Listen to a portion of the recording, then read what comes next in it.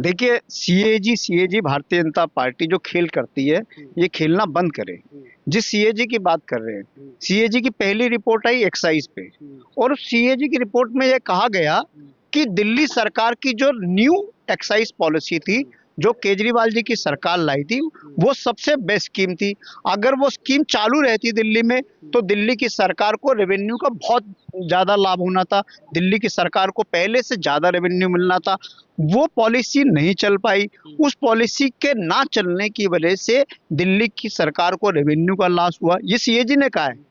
अगर वो पॉलिसी किसने बंद करी, जो new excise policy Arvind Kejriwal की सरकार लाई थी, उसको पॉलिसी को किसने बंद करा? उस समय के एलजी ने, उस समय के अफसरों ने।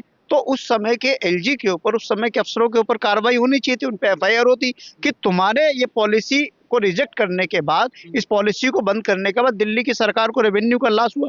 सीएजी ने तो कहा है कि हमारी सरकार जो पॉलिसी लेके आई थी, केजरीवाल की सरकार एक्साइज पॉलिसी, वो तो बहुत अच्छी पॉलिसी थी, उससे तो दिल्ली सरकार को रेवेन्यू बहुत मिलना था। तो दूसरी सीएजी की रिपोर्ट आई, उसमें भी कुछ नहीं निकला। जो हेल्थ पे आई, उसमें भी कुछ नहीं था। उसके बाद तीसरी सीएजी की रिपोर्ट आई ट्रांसपोर्ट पे, उस पर भी कुछ नहीं था। अगर सीएजी की रिपोर्ट में कहीं पे भी कुछ डिस्क्रिपेंसीज का जिक्र होता या कुछ करप्शन का जिक्र होता, तो ये बीजेपी वाले अब तक तो आम आदमी पार्टी के सभी नेताओं पे, सभी पूर्व मंत्रियों पे अब तक तो कितनी एफआईआर करवा दी थी। कुछ नहीं मिला सीएजी की रिपोर्ट पर। एक